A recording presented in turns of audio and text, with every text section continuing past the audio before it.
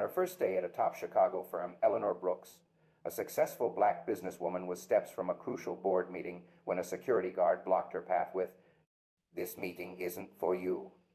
In that charged moment, she had to choose, back down quietly or shatter every expectation in the room upstairs. Eleanor Brooks arrived at the doors of Whitmore and Crane for her very first day as its new chief executive. She had walked through countless doors in her career, some that swung open in welcome, others that slammed shut before she could take a step inside, but this door was different. It was supposed to be the threshold to a new era, the kind of beginning that would test everything she believed about leadership, about perseverance, about what it meant to build something not just profitable, but just. The glass facade of the building caught her reflection, a woman in her late 40s, tall and composed, her posture carved from years of standing firm in rooms that tried to shrink her. She wore a navy suit, pressed to perfection, and a simple pearl necklace that had once belonged to her grandmother, a quiet armor of tradition against the noise of doubt. Inside, the lobby was a cathedral of ambition. Polished marble floors, high ceilings, and a smell of fresh coffee drifting from somewhere unseen. But beneath its grandeur was the hum of something colder, something familiar to Eleanor in ways she wished it weren't. The security guard looked up from his phone just long enough to run his eyes over her, his gaze catching on the worn leather handle of her briefcase. Without hesitation, he stepped into her path, his voice edged with authority as he asked if she was there to deliver catering. The receptionist glanced over, a quick, practiced smile masking the flicker of judgment in her eyes. "Service entrance is around back," she said lightly, as if offering a kindness.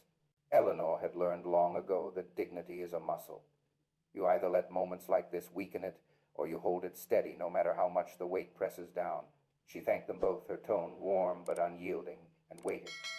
Her heartbeat was calm, but beneath it lay the steady thrum of resolve. She was not here to be recognized by her title or her bank account. She was here to change the story, one uncomfortable truth at a time. It was then that Thomas Whitmore emerged from the elevator. The man carried himself like someone who believed the building itself owed him rent, perfectly tailored charcoal suit, gold cufflinks that caught the light, and a handshake that could cut short a conversation. He didn't extend it to Eleanor. His eyes swept over her as if she were another problem to delegate, another distraction to remove. Without a word of greeting, he plucked the envelope from her hand, glanced at it, and tore it in two. The sound was small but sharp, like a branch snapping in a quiet forest. "The meeting upstairs," he said, his voice heavy with dismissal, "isn't for uninvited guests." Her first day, her first hour. At the very threshold of her leadership, the gauntlet had already been thrown. Eleanor could feel the eyes of the lobby on her, the weight of every stare like a judgment rendered before the trial had even begun. She didn't flinch. She didn't speak. In the silence that followed, she simply looked at Thomas, looked at him as though measuring the depth of his certainty and finding it shallower than he believed. She knew in that instant that her first day would not be remembered for her arrival, but for what she would do next. And yet, she also knew the true test of leadership wasn't in the quick retort, the clever comeback, or even the grand reveal that she had the authority to change everything. It was in letting the moment breathe, in holding the truth like a card close to the chest until the table was set. She stepped aside, allowing him to walk past her, his victory small and unearned, his assumption untested, at least for now. Eleanor thought of her grandmother's words, the ones she'd carried like scripture. "They may underestimate you, but that's the first step in teaching them what they don't know." She felt the truth of it settling in her bones. The sting of the encounter wasn't a wound, it was a spark. And she would carry that spark into every room, every decision, every conversation that lay ahead. For this was not just her first day at Whitmore and Crane. It was the opening scene of a story that would not be written by those who doubted her, but by the woman they had just, in their ignorance, challenged to rise even higher. Eleanor Brooks walked into Whitmore and Crane as if she already owned it, though the truth was even more dangerous. She did, and no one here knew. Every step was deliberate, her pulse steady, her mind locked on the meeting upstairs. The board thought they were gathering to discuss the company's survival. They had no idea that the person who had already saved them was in the lobby, unannounced, invisible to their eyes because of what they assumed she was not. The receptionist's gaze swept over her, polite but dismissive, the kind of glance that puts a person in their place without ever saying a word. The security guard shifted, his stance sharpening, his voice neutral but edged. "Do you have business here?" It was more a warning than a question. Eleanor answered with a single nod, offering nothing else. She'd learned long ago the power of letting others underestimate her. It gave her the freedom to choose the moment to strike. The building's hum barely registered. Her focus was on the weight of the leather briefcase in her hand, the numbers she'd committed to memory, the speech she could deliver without looking at a single note. This was no ordinary visit. It was the culmination of months of strategy, negotiation, and silent observation. She wasn't just stepping into a company in trouble, she was stepping into a culture that needed dismantling from the inside out. Her eyes caught the elevator's numbers counting down. She felt the seconds like heartbeats. Somewhere above, the boardroom buzzed with voices that thought they still held power. They didn't. And when she walked in, the shift would be immediate. She would see it in their eyes the moment they realized the hierarchy had been rewritten. A man's voice broke into her thoughts. Thomas Whitmore. His presence carried the easy confidence of someone who had never had to doubt his place. He walked toward her, and in that short distance he decided what box to put her in. He didn't ask her name, didn't ask her business. He simply took the envelope from her hand, glanced at it, and tore it in two. The gesture was clean, final, almost bored. "The meeting upstairs isn't for uninvited guests," he said, and turned away without waiting for a reply. Eleanor didn't stop him. The urge to reveal herself now, to let him choke on his own arrogance, was tempting, but no. The real power was in patience. She bent down, picked up the torn paper, and slid it back into her briefcase. They were hers, and they would mean something again before the day was over. Her mind moved ahead to what was coming. She pictured the long conference table, the careful arrangement of chairs, the faces turning toward the door as she entered. She imagined the confusion, the momentary scramble as they connected the dots. The investor who had wired $20 million into their Lifeline account was the same woman their vice president had just dismissed in the lobby. That scene would be worth far more than any quick retaliation now. The elevator arrived, its chimes sharp in the quiet. She stepped inside, pressing the button for the 30th floor. The doors slid shut, sealing her off from the lobby's small-minded judgments. Alone, she allowed the smallest curl of a smile. She had been underestimated before too many times to count, and every single time it had only made her victory cleaner, sharper, impossible to ignore. Floor numbers blinked past. 9, 15, 22. Each brought her closer to the moment when the room above would go still, when her voice would command the air, when the old order would be swept aside. Her pulse didn't quicken. If anything, it slowed. She was exactly where she wanted to be in the calm before the break. At 29, the elevator slowed. She straightened her jacket, lifted her chin, and let her hand rest on the briefcase. The door would open, and with it, the story would turn. In a matter of minutes, Thomas Whitmore would walk into the same room, and the recognition in his eyes would be worth every second of this wait. Eleanor Brooks wasn't here to be accepted. She was here to take possession, and by the time the sun set over Chicago, Whitmore and Crane would not remember the woman they thought they saw in the lobby. They would remember the leader who took their breath away before they even knew they'd been holding it. The first thing Eleanor noticed when she stepped into the lobby wasn't the shine of the marble or the distant hum of conversation. It was the man standing just to the right of the reception desk. The security guard had the posture of someone who had decided his authority was the most important thing in the room. Broad shoulders squared, jaw tight, hands clasped in front of him, he looked her over with the slow precision of a scanner that already knew it would reject the input. She met his gaze, expecting the kind of neutral professionalism his role should require. What she got instead was a smirk that didn't quite reach his eyes. "Hold on there," he said, voice carrying the lazy drawl of someone in no hurry to be helpful. "What's your business here?" "I have a meeting on the 30th floor," Eleanor replied, keeping her voice even, her words precise. He tilted his head slightly, as if testing the weight of her statement and finding it light. 30th floor, huh? That's all executives and board members up there. Don't recall them mentioning they were expecting the deliveries today. His eyes dipped deliberately to the leather briefcase in her hand, then back to her face, as if the case confirmed his assumption more than her words ever could. "It's not a delivery," she said, still calm, though the insult was deliberate enough to be felt. "Right," he replied, the words stretched out just enough to turn it into a quiet accusation. He shifted his stance, planting his feet as though physically blocking her path. "Look, ma'am, you can save yourself a trip, and go around to the service entrance. It's on the next street over. Or, he gestured lazily toward a bank of chairs in the corner, you can wait here till I can get someone to confirm you're even supposed to be in the building. The receptionist, busy behind the desk, shot Eleanor a quick, tight smile, the kind meant to smooth over rudeness without actually addressing it. He's just doing his job, she said lightly, without looking up from her screen. Eleanor studied the guard, noting the way he leaned slightly toward her, the way his chin lifted in that small, silent dare. She had dealt with this type before. Men who believed the patch on their chest gave them the right to measure others by their own narrow scale. She could have told him everything in that moment, her name, her position, but the fact that she had wired $20 million into this company's lifeline account less than 48 hours ago. But that would have been too easy, too soon. Why don't you just call upstairs? She suggested, her tone deliberately patient. He let out a short, humorless laugh. Sure. And when they tell me they don't know you, I'll be the one escorting you out. I think we can skip the theatrics, ma'am.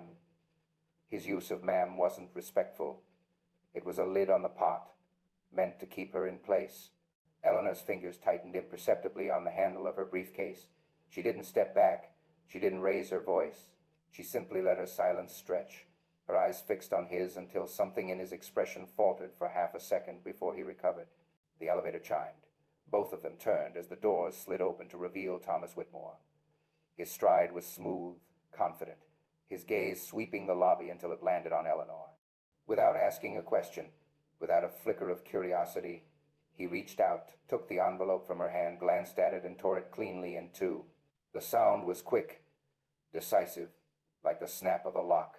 The meeting upstairs isn't for uninvited guests, Thomas said, handing the torn halves back as though returning something worthless. The guard's smirk deepened, and Eleanor could feel the satisfaction radiating from him like heat off concrete. She slipped the torn paper into her briefcase, her face an unreadable mask. Then, without another glance at the guard, she walked toward the elevators, pressing the call button with unhurried precision. The guard said nothing, but she could feel his eyes on her as the doors opened. She stepped inside, turned, and met his gaze one last time, not with anger, but with a quiet, unshakable promise that their next meeting would be under entirely different terms. When the doors closed, sealing her from view, the hum of the lobby resumed as though nothing had happened. But Eleanor knew better. This was only the prologue, and before the day was over, the guard would learn exactly who she was and why it would be wise to remember her face. The elevator doors opened with a soft chime, and Thomas Whitmore stepped into the lobby as though the space existed to receive him. Every inch of him was curated for authority. The sharp lines of his tailored suit, the glint of gold at his cuff, the polished black shoes that caught the light with each step. His presence was a wave that moved ahead of him, making people straighten in their chairs or glance up from their conversations without knowing why. Eleanor Brooks watched him cross the marble floor, her expression calm, her breath steady. She knew men like him, men who read a room not to understand it, but to decide who mattered. He was scanning now, eyes passing over the receptionist, the guard, the scattering of employees waiting for their meetings. When his gaze reached her, it lingered only long enough to register something he didn't recognize. That, in his mind, was all the permission he needed to dismiss her. His stride didn't slow as he closed the distance. "This yours?" His voice was smooth but brisk, almost perfunctory, as his hand reached toward the envelope she held. He didn't wait for a yes. The paper was gone from her fingers before she could tighten her grip, his touch efficient, practiced the way one removes an obstacle from a desk. He glanced at the embossed lettering, lips pressing into a line that wasn't quite a smile. Around them, the low hum of the lobby began to fade, as though the air itself was pausing to listen. The security guard shifted his weight, his expression flattening into something close to smug anticipation. Without warning, Thomas tore the envelope in half. The sound was small but unnervingly precise, the paper yielding in a single, decisive rip. He didn't hand the pieces back right away. He let them dangle from his fingers like evidence in a case he'd already closed. "The meeting upstairs," he said, voice pitched just loud enough to reach the nearest bystanders, "isn't for uninvited guests." The receptionist's hand stilled on the keyboard. A man sitting by the far wall lowered his newspaper. The guard's jaw lifted slightly, as if he'd just watched the final act of a performance he'd been rooting for. Eleanor didn't move. She didn't bristle, didn't blink. Instead, she looked at Thomas as though he'd just revealed more than he intended. There was no fire in her expression, only a cool, measured stillness, the kind that makes an opponent wonder if they've underestimated the game they're playing. Thomas let the paper drop into a nearby trash bin and turned away, his posture signaling that the matter was concluded. His steps were unhurried, the back of his suit jacket shifting with the rhythm of someone certain of his victory. Eleanor crossed the short distance to the bin and retrieved the torn pieces. She slid them into a briefcase with the same care she might give to a signed contract. Around her, the lobby began to stir again, the faint hiss of the espresso machine, the muted ring of a desk phone, the shuffle of shoes on polished stone. But she could still feel the weight of a dozen glances, people who would carry this image with them for the rest of the day, the confident executive and the stranger he'd brushed aside.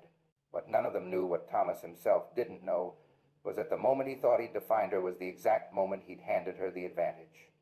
Humiliation, to Eleanor, wasn't a defeat. It was fuel. Every assumption he had just made was another thread she would pull when the time was right. She walked toward the elevators, the echo of her steps unbroken. The guard watched her go, still wearing the faint trace of a smile. She pressed the call button and waited, her eyes forward, her posture so composed it bordered on regal. The doors opened almost immediately. She stepped inside without looking back, but as they began to close, she caught a final glimpse of Thomas in the reflection of the brass panel, standing with his back to her, entirely certain the encounter was over. Eleanor's lips curved in the barest hint of a smile, not for him to see, but for herself. 30 floors above, a boardroom was waiting, oblivious to the fact that its agenda would soon be rewritten.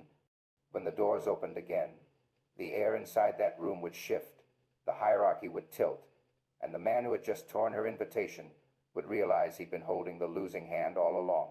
The elevator doors parted with a soft chime, but the sound barely touched the heavy silence inside Eleanor Brooks. She stepped forward, her reflection stretching across the polished marble of the 32nd floor, carrying herself with the quiet precision of someone who knows exactly how much power they hold and exactly when to unleash it. Behind her, the humiliation from the lobby still clung like smoke, but she carried it now as a sharpened edge, not a wound. The double doors to the boardroom were already open, and the air inside hummed with the low drone of corporate small talk. Around a long expanse of mahogany sat the men and women who believed they controlled the fate of Whitmore and Crane. Laptops glowed, pens clicked, paper shuffled in the restless hands of people who thought they understood the world they operated in. They didn't know it yet, but in the next 3 minutes their world would be torn apart. Arthur Crane, silver-haired and composed in a navy suit, stood at the head of the table. His voice was calm, almost ceremonial. "Before we begin our quarterly review, there's an announcement," he said. "Our new majority shareholder is joining us today." Heads lifted, brows furrowed. The title alone carried weight, but the curiosity in the room was mild routine. Then Eleanor stepped in. For a moment, the entire table seemed to inhale. Conversations died mid-sentence. A coffee cup froze halfway to a mouth. Thomas Whitmore, seated near the center, stiffened visibly, his pen pausing above a legal pad. Recognition hit him like a slap, the woman he had dismissed in the lobby, the one he thought belonged anywhere but here. Now she was walking toward him with the unhurried confidence of someone about to rearrange the gravity in the room. She reached the far end of the table, her gaze sweeping each face without hurry. Arthur's voice cut through the charged silence. "Ladies and gentlemen," he said, "Eleanor Brooks has just invested $800 million into Whitmore and Crane. She is now the majority shareholder and, effective immediately, your chief executive officer." Hell, the room cracked wide open. Shock rippled like an electrical current. A man dropped his pen. It rolled in the silence. A woman at the far end blinked hard as if trying to process the number. 800 million. It was more than a lifeline, it was a resurrection. Eleanor set her leather briefcase on the table, flipped the clasps, and drew out the torn halves of her invitation, the one Thomas had shredded only an hour ago. With deliberate care, she pieced them together on the polished wood. "This," she said, her voice even but resonant, "was my welcome to Whitmore and Crane." She let the words hang, unblinking, letting each person feel the weight of them. Then she leaned forward slightly, her tone still calm, but cutting through the air like steel through silk. "I didn't invest to keep this company breathing. I invested to make it unstoppable. But that will require something far rarer than money. It will require integrity. And that begins now. Her eyes moved from face to face, lingering just long enough to make each person feel singled out. There will be no more gatekeepers who measure worth by their own narrow lens. No more hierarchies built on ego instead of merit. Every person here will be accountable, not just for profit, but for how they uphold the dignity of this company. No one dared to interrupt. The weight of $800 million and the force of her presence pinned them in place. Thomas's throat worked as if he wanted to speak, but the words never came. Eleanor gathered the torn invitation, sliding it back into her case. Then, with the precision of a judge delivering a final verdict, she took her seat at the head of the table. "I am not here to fit into your culture," she said. "I am here to change it." The words struck like a gavel. Silence followed, not the silence of resistance, but the stunned quiet of people who realized the rules had just been rewritten. Somewhere outside the glass walls, the Chicago skyline shimmered under the morning sun, the city sprawling toward the horizon. Inside, every person in that room understood one thing with absolute clarity. The era of Whitmore and Crane they had known was over, and the new one belonged entirely to her. The first time Eleanor Brooks sat at the head of the Whitmore and Crane boardroom table, the air was so thick with tension it felt almost alive. Papers were stacked neatly before her, but she didn't touch them. She didn't need notes to say what had to be said. $800 million had secured her the title of CEO, but that money was merely the spark. The real fire would come from reshaping the soul of this company. She had walked through its front doors earlier that day and read its sickness in the smallest details. The clipped greetings, the guarded eyes, the subtle way people's shoulders tightened when certain executives passed. These weren't the symptoms of a failing business, they were the symptoms of a failing culture. And Eleanor had no intention of treating this with half measures. When she finally spoke, her voice was low but carried an edge that sliced through the stillness. "From this moment on, your worth here will be defined by more than titles, resumes, or the numbers on a quarterly report," she said. Her gaze moved deliberately across the room, landing on each person with the weight of a promise. "From now on, you will be measured by your integrity, your respect for others, and your ability to lift the people around you rather than keep them beneath you." A few exchanged nervous glances. Some shifted in their seats, unsure whether to bristle or lean in. Then she pulled a single sheet from her leather folder, a list. No one knew what was on it, but instinct told them they would not like what they saw. "This," she said, holding it between her fingers, "is the first wave of changes. If your name is here, you will be leaving us today. Not because you missed targets, but because you failed to meet a higher standard, the standard of decency." The words fell like stones in water, sending ripples of disbelief around the room. She read each name slowly, without malice, but with the unflinching clarity of someone who had already made peace with her decision. Every name was someone the old order had considered untouchable. Now, the untouchable had become expendable. When the final name left her lips, she didn't soften the blow. "We begin again," she said simply. "This will be a place where titles do not grant permission to disrespect, where power is not used to intimidate, and where the measure of success is not just profit, but pride in how we treat one another. If you cannot live by that, you will not last here." What followed over the next weeks felt like watching a frozen river thaw. The sharp edges of hierarchy began to dissolve. Eleanor didn't rule from behind a mahogany desk.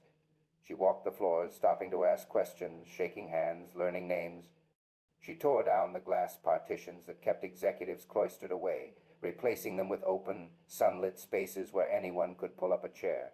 She eliminated the private elevators and dining rooms that had drawn invisible lines between the somebodies and everybodies. Her boldest move came quietly.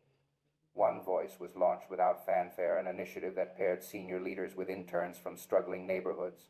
They weren't just told to guide them, they were told to learn from them. Eleanor funded scholarships for employees' children and offered training programs so anyone from receptionists to accountants could reimagine their future inside the company. Skeptics predicted chaos, but the opposite happened. Absenteeism dropped, turnover slowed. For the first time in years, people didn't just show up to work, they showed up for each other. In the cafeteria, engineers and custodians shared tables. In meetings, junior analysts felt safe, challenging senior executives. And in one particularly telling moment, A young marketing assistant spotted Eleanor in the hallway, smiled, and said, "Feels different here now. Feels like we matter." Eleanor didn't respond right away. She just smiled, because that was the answer she had been working toward from day one.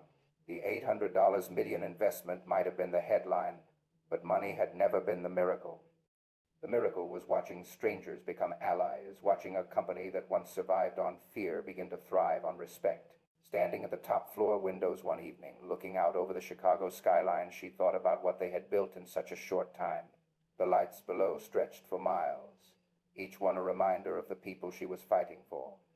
And for the first time since signing that check, she allowed herself a quiet moment of pride, not for saving Whitmore and Crane, but for giving it a reason to exist beyond the balance sheet. Because here now, everyone rose together. The conference room was silent, except for the steady tick of the clock. The decision had been made, swift and irreversible. The young employee, barely 3 months into the job, sat across from Eleanor Brooks, eyes wide, the weight of reality pressing down like a sudden storm. This was no ordinary dismissal. This was the culmination of every warning ignored, every careless word, every smirk of superiority that had slipped through the cracks until today. Eleanor's voice was calm but unyielding, each word chosen with surgical precision. "You had a chance to be part of something transformative," she said, her gaze never wavering. "You chose arrogance over humility, prejudice over respect. I can't build the future of this company on that foundation." The employee's shoulders sank, and for the first time the bravado dissolved, replaced by a thin layer of panic. He tried to speak, his voice catching. "I didn't think it mattered. I didn't know it would cost me everything." Eleanor leaned forward, her tone cutting through the air like glass. "It always matters. Every word you speak, every way you treat another human being, it shapes who you are and what you leave behind. This company is not just a place to collect a paycheck. It's a place where integrity is currency. Without it, you're bankrupt long before you lose your job." The others in the room shifted uncomfortably, realizing this moment wasn't just about one person, it was a mirror. A reminder that the culture Eleanor had promised to build was not just a set of policies on paper, but a living, breathing standard everyone would be held to. The young man stood, his voice trembling now. Can I have another chance?" His words were barely audible, heavy with the weight of a truth he had ignored for too long. Eleanor paused, not out of hesitation, but to let the silence carry its own lesson. "Growth begins with humility," she said finally. "But humility is not a mask you put on when you're cornered. It's a posture you choose every day. You'll have to prove to yourself you can wear it before anyone else believes you can." The security officer stepped forward, not with aggression, but with quiet finality. The young man gathered his things, glancing once more at Eleanor, as if hoping for an unspoken reprieve. None came. The door closed behind him with a soft click that seemed to echo louder than a slam. For a long moment, no one moved. Then Eleanor stood, her voice steady, carrying to the back of the room. "Let this be the last time anyone here forgets why we're rebuilding. We will not tolerate disrespect, not from managers, not from interns, not from anyone. This is not just a company. It's a promise, and I will keep it, even when it's hard." Whispers rippled through the team, but beneath the shock was something else: respect. They had just witnessed a leader who didn't flinch when faced with the uncomfortable, who valued principle over popularity. Weeks later, the story of that meeting had spread beyond the walls of Whitmore and Crane. Industry peers heard about the CEO who refused to compromise on culture, who believed character wasn't negotiable. But the most unexpected chapter was still to come. Months after his dismissal, the young man wrote to Eleanor. The letter was not an appeal for rehire, but a confession. He had taken a job at a community center, working with underprivileged youth. At first, it had been just a paycheck, but slowly, he began to see the faces behind the numbers, the struggles behind the stories. He wrote of a moment when a teenager looked at him with the same suspicion he had once cast on others, and he realized painfully he had become what he despised. "I'm not asking for forgiveness," the letter ended, "but I wanted you to know that your words stayed with me. You were right. Integrity is the real currency. I'm finally learning how to earn it." Eleanor read the letter in silence, a small, almost imperceptible smile forming at the corner of her lips. She knew redemption was never guaranteed, but it was always possible. And sometimes the most important leadership wasn't about the people you kept, but the lessons you left with the people you let go. That day, she pinned the letter inside her office drawer, not as a trophy, but as a reminder. The true measure of leadership is not in the size of the investment you bring to a company, but in the depth of the change you spark in people, whether they are standing beside you or walking away. In the end, the story of Eleanor Brooks was never just about corporate restructuring or financial rescue. It was about something far more enduring, the unshakable truth that character, attitude, and respect are the real cornerstones of lasting success. Money can save a company for a season, but it's the people, their integrity, and the way they choose to treat one another that determine whether it thrives for generations. From the moment Eleanor walked into that office, every decision she made was a reflection of a deeper belief that no title, no resume, no level of talent can outweigh the importance of respect. She showed that arrogance, left unchecked, corrodes a team from the inside, while humility builds trust and opens doors that skill alone cannot unlock. In her leadership, we saw that true strength is not in dominating others, but in lifting them up, and that the courage to hold people accountable is an act of respect in itself, both to them and to the culture you want to create. These lessons extend far beyond the walls of a company boardroom. They reach into the way we greet strangers, the patience we show in disagreements, the willingness to see people for their humanity before their role or appearance. Respect is not a performance, it's a habit, a daily choice, and the foundation for every lasting relationship, whether in business or in life. If this story moved you, take a moment to reflect on how you show respect, even when no one is watching. Share your thoughts in the comments. We'd love to hear from you.